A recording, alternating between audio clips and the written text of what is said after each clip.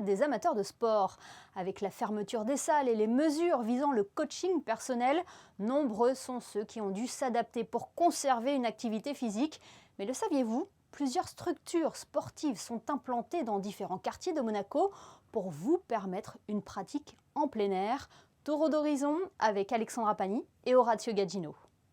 La course à pied est souvent la solution la plus adoptée lorsque l'on souhaite pratiquer une activité physique en extérieur. Alors pour les amateurs de footing, justement, 2 pistes d'athlétisme avec un seul amortissant de 2 km ont été installées du côté du boulevard du Larvoto, sur la digue et dans les jardins de Fontvieille. Pour la pratique du vélo, vous les avez sûrement déjà aperçus. Plus de 6 km de pistes cyclables ont été créées. Certaines sont des zones réservées alors que d'autres sont en usage mixte. Mais il existe aussi des solutions pour les adeptes de fitness et musculation. Il y a un petit peu plus d'1 an, nous avons installé 2 structures, 2 stations de sport connectées dans le cadre de Monaco Extended.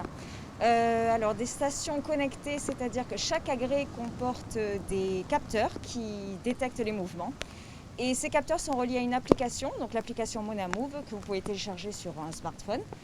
Et grâce à cette application, vous pouvez suivre vos performances, comptabiliser vos mouvements et l'application vous propose également des séances d'entraînement bien spécifiques. Et le coach n'est autre que l'ancien rugbyman Sébastien Chabal. D'autres infrastructures sont également disponibles en libre accès. Le parcours, c'est une discipline inspirée des Yamakasi qui permet de faire des déplacements acrobatiques et puis des exercices d'équilibre.